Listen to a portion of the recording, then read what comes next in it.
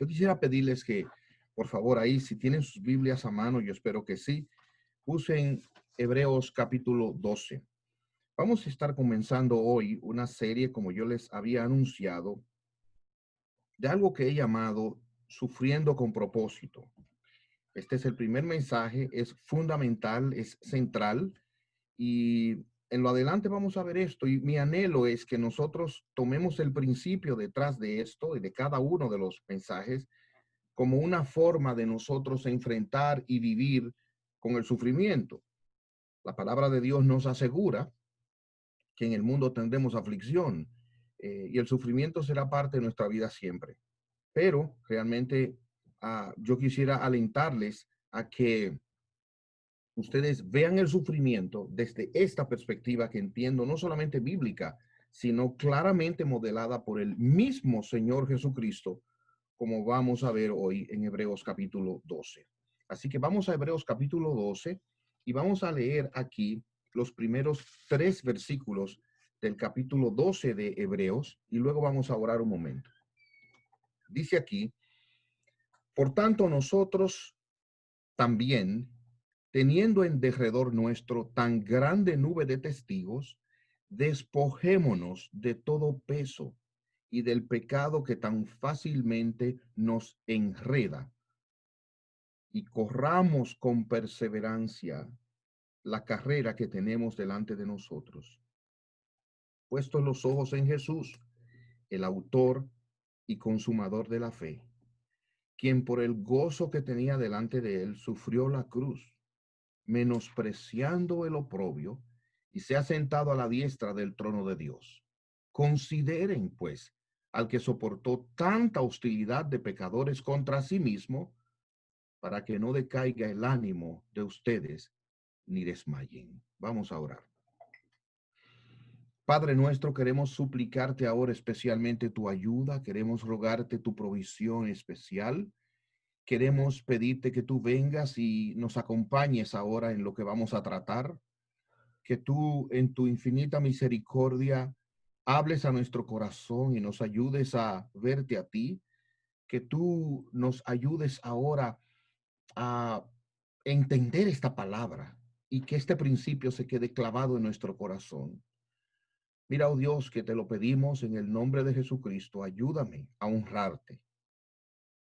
Amén. Job es un hombre modelo en la Biblia porque él sufrió en todos los órdenes posibles. Sufrió en el plano personal, su propia salud. Él sufrió en el plano familiar con su esposa que le dijo maldice a Dios y muérete. Él sufrió en el plano personal como padre al ver que de golpe sus 10 hijos murieron en un mismo día. Imagínese usted. Pero también sufrió en el plano social. Los amigos de él que vinieron, en lugar de alentarle, le cuestionaron y agravaron la carga de su corazón al grado de que Dios los reprendió. Job sufrió en todos los planos, no solamente humanos, sino también aún en su relación con Dios. Él cuestionó a Dios y Dios le respondió.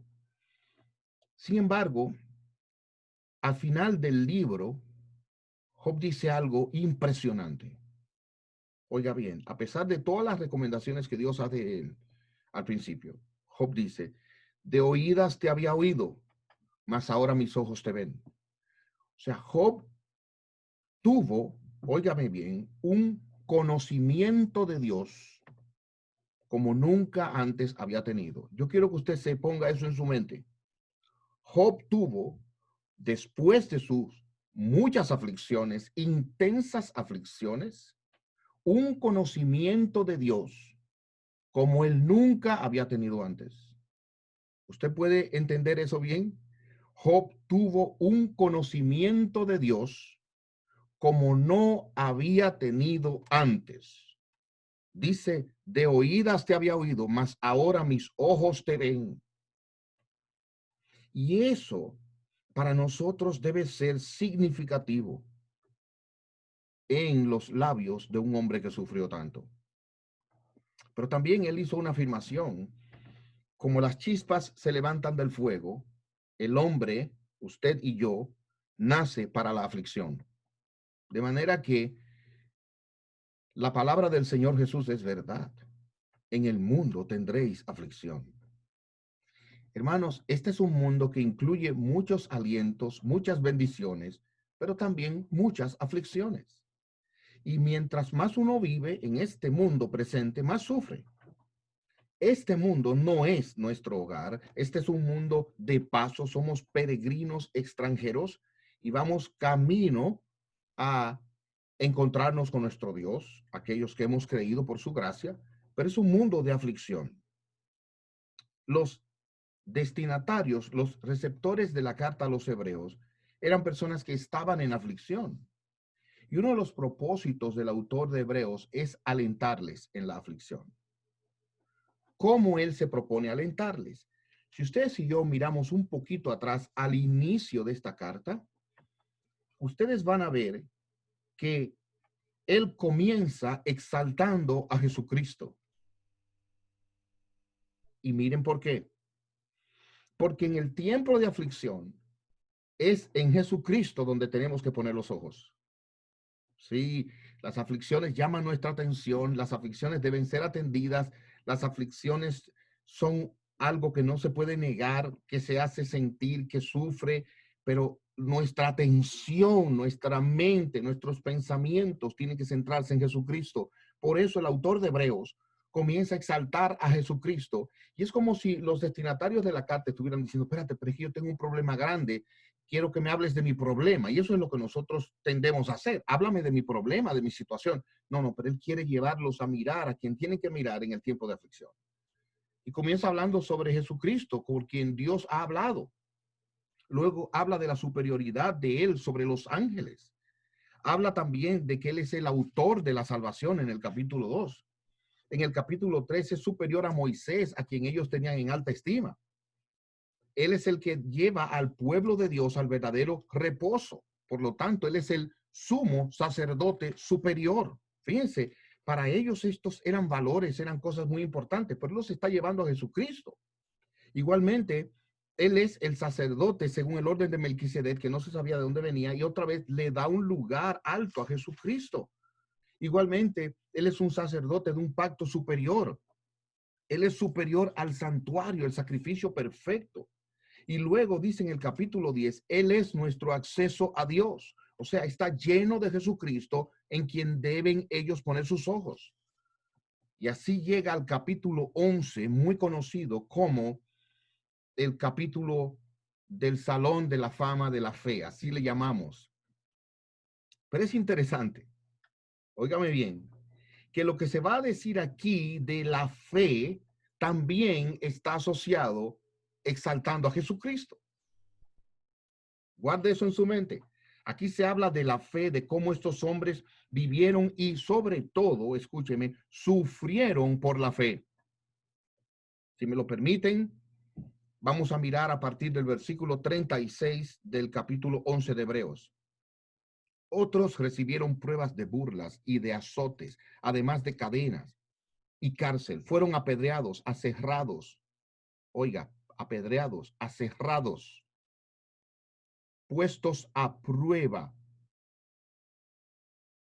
muertos a espada.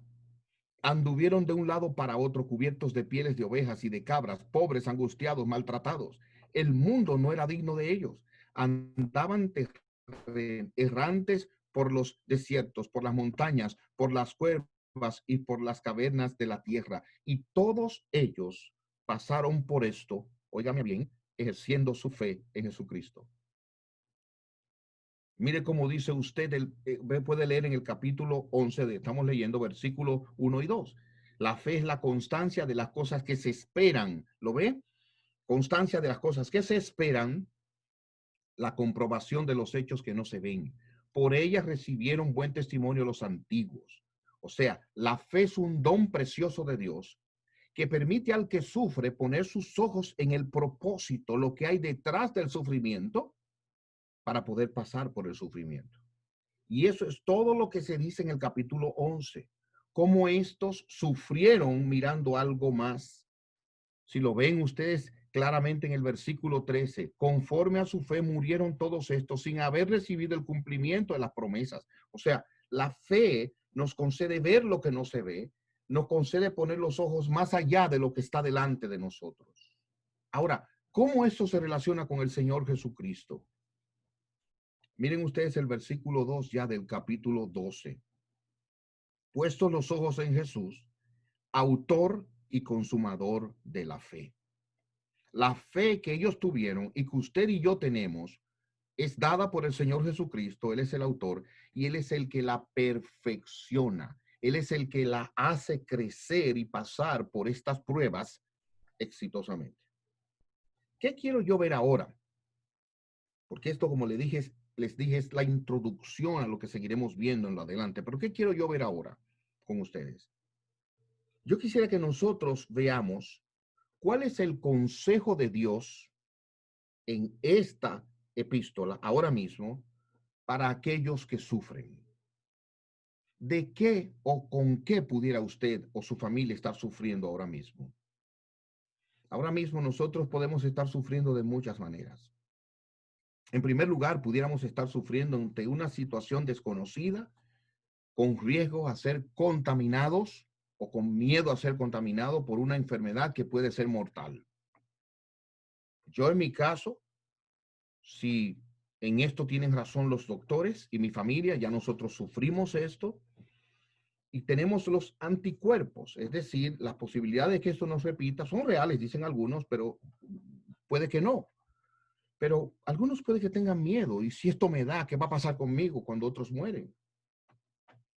Otros puede que tengan miedo ahora de perder su trabajo. Ustedes saben que más de 40 millones de personas aquí han perdido su trabajo y eso es una tercera parte de la fuerza laboral de esta nación.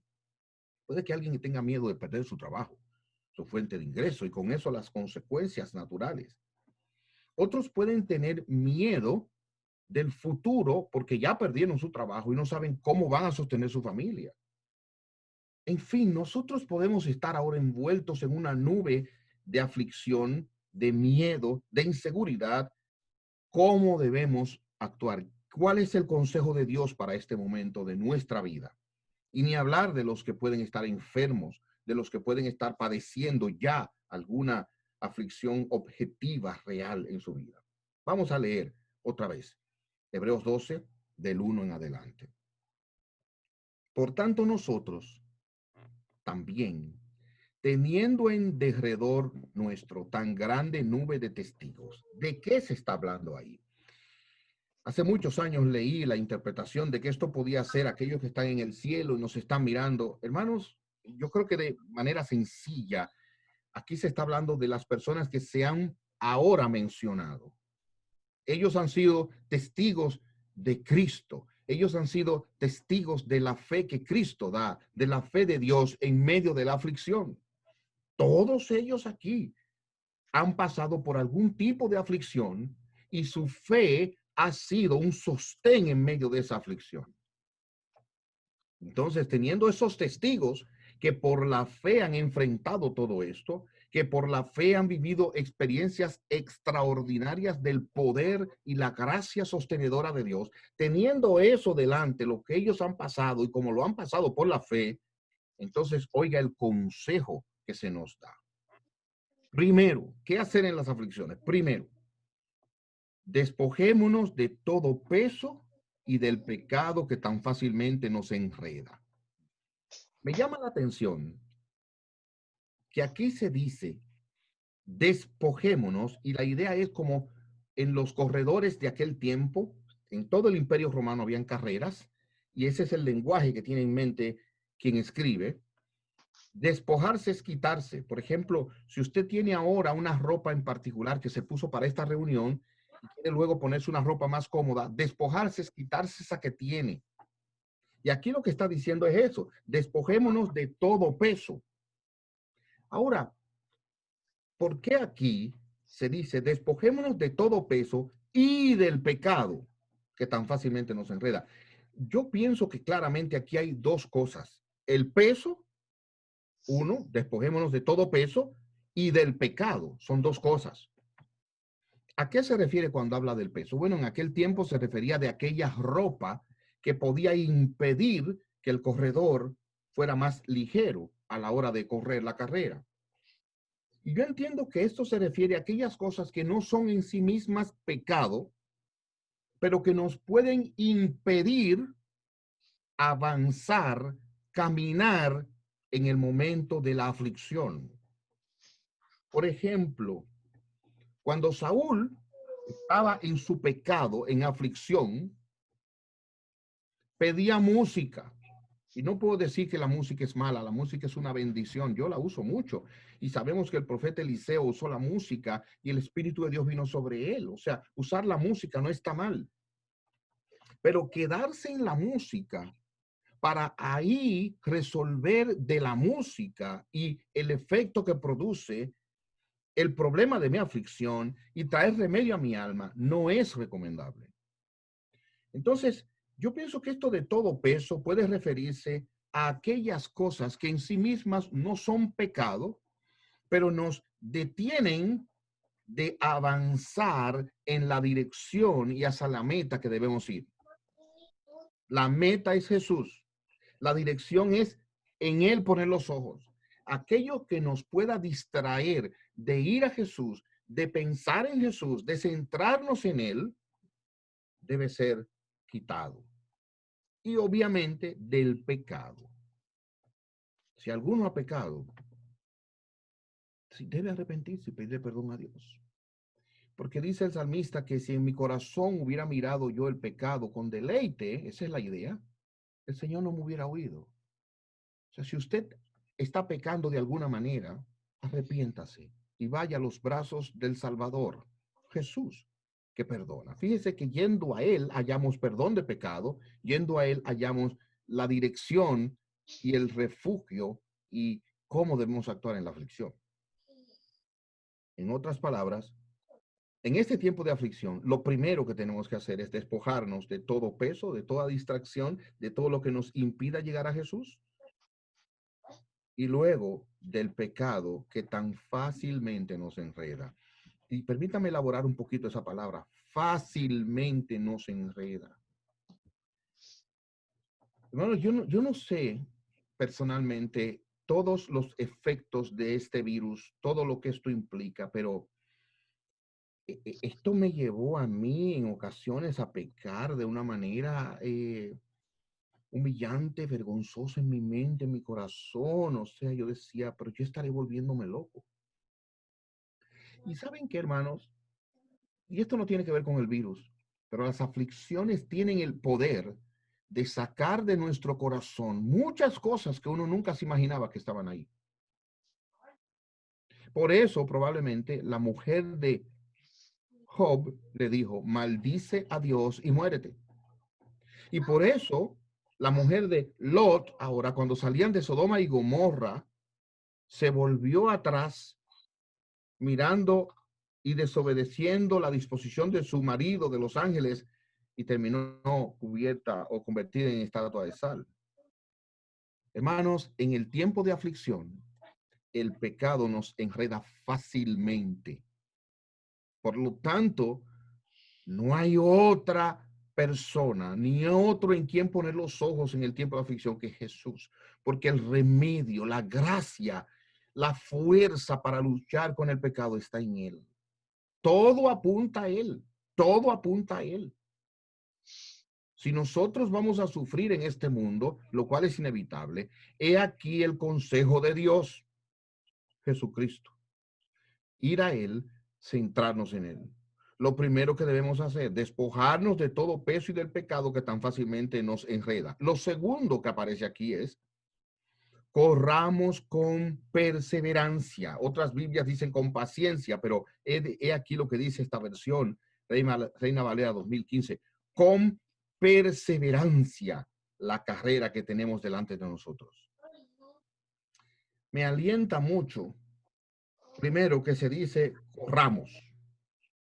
Y esto me recuerda, estando cerca del pecado, como José, cuando la mujer de Potifar lo estaba seduciendo a pecar. Él huyó de allí. La vida cristiana, hermanos amados, la obra de la gracia toma tiempo, pero es una obra progresiva. Bien, progresiva.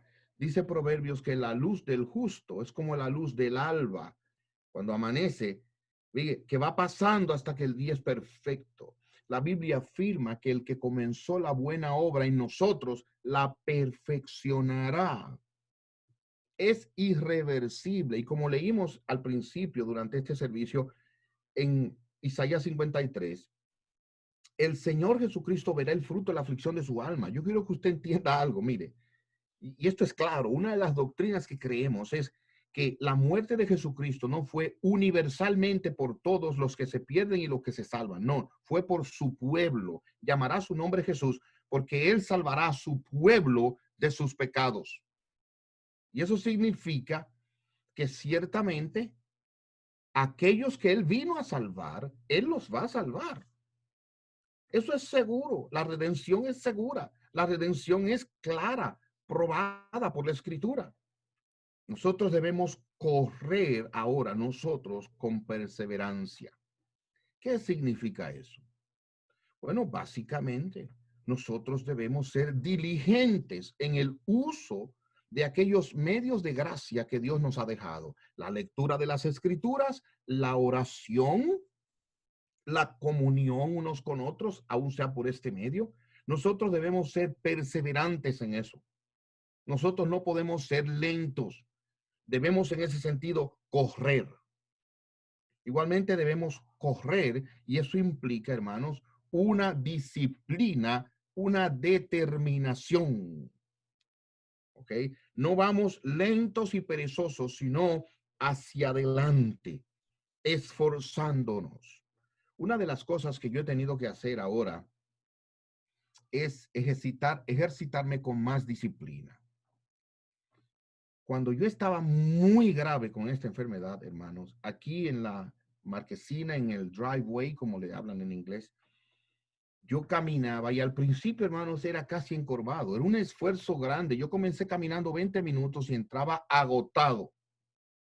Después subía media hora y ahí iba caminando, ahí iba esforzando, iba en ese pedacito media hora ahí. Hermanos, y eso haciendo un ejercicio de respiración. Muchas veces yo no quería hacerlo. De hecho, ya ahora yo camino una hora, hora y 15, voy hasta el parque por allá, unas millas camino, hora y media he caminado. Y hermanos, hay días que yo no quiero hacerlo, pero yo tengo que hacerlo para que mis pulmones sigan ejercitándose, sigan expandiéndose a toda plenitud. Y Dios hasta aquí me ha ayudado. Ha habido progreso en eso. Eso es lo que aquí se dice, hermanos. La vida cristiana muchas veces va a demandar el esfuerzo que implica correr. Y eso es lo que aquí se nos está diciendo. Primero, despojarnos de todo peso, aquellas cosas que no son necesariamente pecado, pero que nos distraen de poner los ojos donde deben de estar. Del pecado, ya saben, que nos impide esa fresca comunión con Dios. Y aquí ahora, en segundo lugar, ven, correr con perseverancia la carrera que tenemos delante de nosotros. Ahora, en tercer y último lugar, además de perseverar en la vida cristiana, además de perseverar en el camino que Dios nos ha puesto, que es Cristo, además de perseverar leyendo la Biblia, oyendo las escrituras predicadas, ejercitarnos en eso, además de esforzarnos en eso, y aquí lo tercero, y es lo último que voy a ver hoy, puestos los ojos en Jesús. ¿Quién sale de su casa en una carrera, en una dirección, sin saber dónde va? Sí, hay días que usted sale sin saber dónde va, un paseo. En estos días es bueno eso, salir a pasear, a caminar. Pero además de esto, nosotros podemos salir sin saber hacia dónde vamos, perder el rumbo. He aquí el rumbo. La vida cristiana se vive poniendo los ojos en Jesús. Ese es un ejercicio de fe. Si usted quiere verlo de otra manera dicho, mire el versículo 3 como lo dice. Consideren La idea es ponerlo delante de nuestros pensamientos. Hay algo sobre lo cual posteriormente hablaremos, pero que he estado meditando y estudiando, y es el principio de primero Dios. La Biblia comienza así. En el principio Dios creó los cielos y la tierra. Y nosotros tenemos que revestirnos de eso. Primero Dios en todas las cosas, especialmente en el sufrimiento, cuando tendemos a mirar lo que nos pasa, cuando tendemos a mirar la gravedad del asunto, la trascendencia del asunto, ahí, primero Dios. Y aquí la idea es que avancemos en la vida cristiana puestos los ojos en Jesús. Puestos los ojos en Jesús. Esto es considerando a Jesús. Eso es meditando en medio de este sufrimiento, esta situación, en la persona de Jesús. Ahora entienda bien que esto no es algo místico como concentrarse en Jesús. No hay imagen de Jesús y no estamos hablando de nada de eso. Hay algo aquí en particular que debemos pensar de Jesús en el medio del sufrimiento. Sí, el texto nos lo está diciendo. Mire allí. Puesto los ojos en Jesús, y aquí habla de su identidad y su obra para con nosotros, autor y consumador de la fe. Es decir, si tenemos fe como estos que han precedido en el capítulo 11 y que se refiere como testigos, esa fe es obrada en nosotros, plantada en nuestro corazón por el Señor Jesucristo. Efesios 2 dice que la fe es un don de Dios. Todos los dones de Dios vienen a través de Jesús. O sea, la fe que hay en usted y que hay en mí, la puso ahí Cristo Jesús. Pero además de eso, consumador, la idea es perfeccionador de la fe. Esa fe es perfeccionada, esa fe crece según la obra de Jesús en nosotros. De manera que mire usted que Él es central en nuestra vida. Él nos da la fe y Él la perfecciona. Entonces, en Él es que tenemos que poner los ojos. Él nos ha dado esa fe para poner los ojos en Él. Él la está perfeccionando para poder poner la consideración en Él. Ahora, ¿qué es lo que quiere que consideremos? Repito, esto es lo último que vamos a ver. Quien por el gozo, pongan los ojos en Jesús y vean, quien por el gozo que tenía delante de él sufrió la cruz, menospreciando el oprobio, y se ha sentado a la diestra del trono de Dios. Este pasaje, este versículo comienza con dos cosas. Comienza con una cosa y termina con algo parecido. Uno, puesto los ojos en Jesús, ¿quién es Él y qué hace? Autor y consumador de la fe, y termina diciéndonos dónde Él está, a dónde terminó, a la diestra de Dios. Ahora mire, en su sufrimiento, ¿qué es lo que usted tiene que considerar de Jesús? ¿Qué tiene que pensar en Él ahora? Que Él puso el gozo delante de Él y así sufrió la cruz. Mírelo otra vez. Él puso delante de Él el propósito de su sufrimiento y con eso en la mente pasó por el sufrimiento. Otra vez lo digo. El propósito del sufrimiento y con ese propósito en mente pasó por el sufrimiento. El gozoso final y con ese gozoso final en su mente pasó por el sufrimiento. Entonces, oiga bien, ¿cuál es el principio aquí? Cuando nosotros entendemos el buen propósito del sufrimiento, se modifica la percepción y la perspectiva del sufrimiento. Se lo voy a explicar mejor. Cuando una persona sabe que para alcanzar algo deseable, algo bueno, propósito, tiene que pasar por este sufrimiento, eso que se espera, eso que se busca, eso que vendrá, justifica y ahora mire, hace intrascendente el sufrimiento. Se lo voy a poner en las palabras del apóstol Pablo. Las aflicciones del tiempo presente no son comparables con la gloria venidera que en nosotros ha de manifestarse. Él quiere decir, estas aflicciones no son nada comparado con aquello. Ahora yo quiero llevarlo a un plano más personal. Siempre pienso en esto. Para una mujer tener hijos, tiene que someterse a un proceso que implica sufrimiento. Ustedes saben cómo para una mujer es importante su figura, pero tiene que pasar por un proceso de desfiguración. Su cadera se le abre, el vientre le crece, se le inflaman los pies, pero además de eso tiene que pasar por un proceso de alteración hormonal. Y eso implica cambios de humor, implica cambios en su persona, en su figura, su hermosura cambia en cierto sentido. Yo recuerdo en mi país que decían que cuando la mujer se ponía fea, el hijo era varón. No sé por qué, pero cambia. Además de que ella cambia así, ahora mire, se somete a un proceso largo de 9 meses de esas luchas y finalmente a un proceso de parto donde su vida corre peligro, donde ese puede ser un parto natural, pero sumamente doloroso, que gritan, o un parto por una cesárea. Ahora, ¿por qué hay mujeres que usted la ve que tienen 1, 2, 3, 4, 5, 6, 7 y hasta 12 hijos? ¿Será porque le gusta el dolor y la deformación? No, por el fruto, el propósito. Ese propósito, ese bebé hace que este sufrimiento sea justificable y comprendido. Entonces ese es el principio que tenemos aquí. Jesús, autor y consumador de la fe que tenemos, puso el gozo delante de él, el propósito, y así sufrió la cruz y menospreció el oprobio. Eso es muy importante, que nosotros entendamos bien el propósito de Dios y el propósito detrás de nuestros sufrimientos para poder pasar por los sufrimientos con una perspectiva diferente.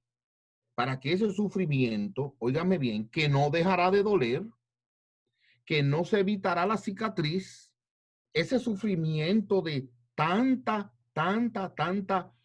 amargura que puede generar, tanto pesar que puede generar, cambie la perspectiva. Y yo quiero terminar con una sola nota. Y esto lo vamos a elaborar en la próxima ocasión. Alguien pudiera decir, pastor, pero entendí bien. Jesús puso delante de sí el gozo, y eso lo veremos la semana que viene, qué tipo de gozo, por qué se gozó, pero, y eso que él puso delante de sí, ese propósito lo hizo pasar por el sufrimiento de la cruz y la vergüenza que eso representaba. También lo veremos la semana que viene, si Dios quiere. Pero ¿qué en cuanto a mí? Porque yo no voy a pasar por una crucifixión como la de él. O sea, su situación es diferente a la mía.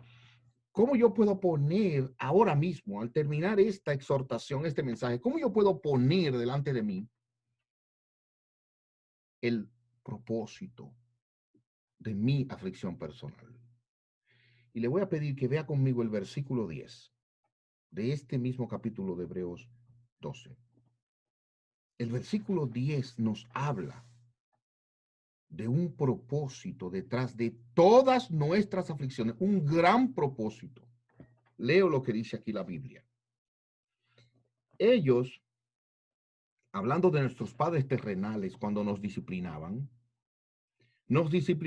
por pocos días como a ellos les parecía. Y la idea es, nos disciplinaban nuestros padres para que nos sometiéramos a cosas que ellos creían que eran las buenas, que eran las necesarias. No le están atribuyendo a los padres malas intenciones, sino que para ellos eso era lo importante. Mientras que Él, Dios, nos disciplina para bien. Lo primero que se nos dice ahí es que toda disciplina, todo sufrimiento que Dios trae sobre nosotros es para bien. Y mire el propósito, a fin de que participemos de su santidad. ¿Entendió? Dios te disciplina para que tú puedas participar de su santidad. Les repito, la semana que viene y en los días venideros vamos a elaborar esto, pero hay disciplina que es como consecuencia del pecado, Pero hay una disciplina también que es formativa, que no tiene que ver con castigo. Hay una diferencia entre castigo y disciplina. Y todas nuestras aflicciones caen dentro de esas disciplinas. Pero ¿saben lo que significa que participemos de su santidad? Hay una santidad que Dios no la comunica a nadie, la que Él tiene, libre de todo pecado. Pero hay una santidad que sí Él comunica y nos exhorta: sed santos como vuestro Padre Celestial es santo. ¿Qué implica? Tres cosas implica participar de la santidad de Dios. Y repito, con esto termino. Vamos a tener con Él más comunión, vamos a tener un mayor conocimiento de Dios y vamos a tener complacencia en Dios.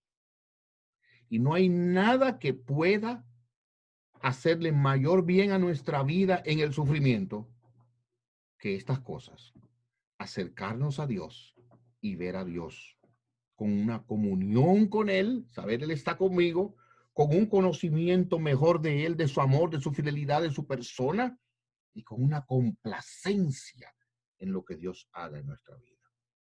Los sufrimientos en nuestra vida tienen un claro propósito: participemos de la santidad de Dios, con lo cual nuestra comunión con Él es fortalecida, nuestro conocimiento de Él es aumentado y nuestra complacencia en Él es confirmada. Por eso les decía al principio que Job dijo, al final de su aflicción: de oídas te había oído, mas ahora mis ojos te ven. Yo no sé cuál es tu aflicción, mi hermano, mi hermana. Yo no sé. Pero yo puedo decirte algo. Esa aflicción que tú padeces hoy y ahora te dará un mayor conocimiento de Dios, porque Él es contigo como no era antes ahora. Te dará una mejor comunión con Dios.